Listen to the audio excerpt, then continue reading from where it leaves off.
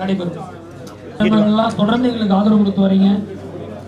வருகின்ற காலங்களிலும் குறிப்பாக இளைஞர்களுக்கு நீங்கள்லாம் அதிக ஊக்கத்தையும் நம்பிக்கையும் கொடுக்க கேட்டுக்கொள்கின்றேன்.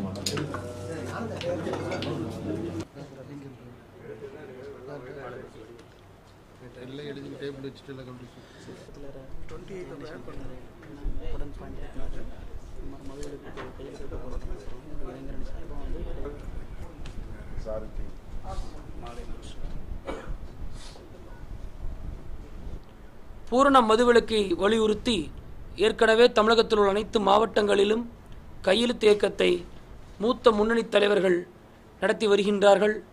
அதற்கு மேலும் வலும் சேர்க்கும் விதமாக இளைஞர் அணி வருகின்ற 26, 27, 28 தேதிகளில் தமிழகத்தில் உள்ள அனைத்து கல்லூரிகளுக்கு முன்பும் பொதுமக்கள் அதிகம் கூடுகின்ற இடம், குறிப்பாக வணிக வளாகம், திரையரங்குகள் முன்பாக 3 நாள் கையெழுத்து இயக்கம் நடத்த உள்ளோம். தமிழக முதலமைச்சரையும் பிரதமர் சந்திப்பையும் கொச்சைப்படுத்தியது நாகரிகமற்ற செயல். இது போன்ற பேச்சுக்களால் இளைஞர்கள் அரசியல் வருவதை தடுப்பாக அமையும்.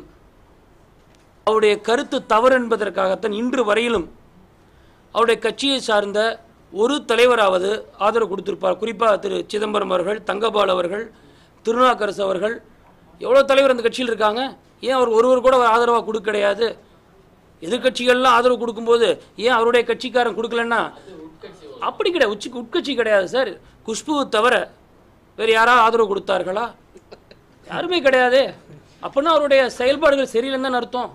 அது மட்டும் இல்லாமல் இன்னும் சொல்ல போனால் தமிழக காங்கிரஸ் பொறுத்த வரையிலும் இன்று ஒரு தனிநபர் கட்டுப்பாட்டில் இயங்குது. குறிப்பாக கோபண்ணா போன்றவர்கள்லாம் தமிழ்நாடு காங்கிரஸ் கமிட்டியை வந்து குஷ்பு காங்கிரஸாக மாற்றிட்டாங்க. அதுதான் உண்மை நடைபெற்று இருக்குதாங்க. அது கண்டனத்திற்குரியது. விரைவிலே டெல்டா பகுதிகளில் அதை கண்டித்து பாத யாத்திரை நாங்கள் மேற்கொள்ள உள்ளோம். அதற்கு வந்து தமிழகத்திற்கே வரக்கூடாதுன்னு தான் நாங்கள் சொல்லுவோம். அவரை அது வந்து தமிழக பாஜகவே அது வந்து தடுக்கணும். ஏன்னா வந்து விவசாயிகளுடைய பிரச்சனை மட்டும் கிடையாது காவேரிங்கிறது. தமிழகத்தில் வந்து 80% மக்களுடைய குடிநீருக்கு ஆதாரமாக இருக்கிறது காவேரி பிரச்சனை. அதை தடுக்க முற்பட்டால் அது யாராக இருந்தாலும் தண்டிக்கப்படணும். தமிழகத்தில் கால் வைக்கிறதுக்கு அனுமதிக்கக்கூடாது.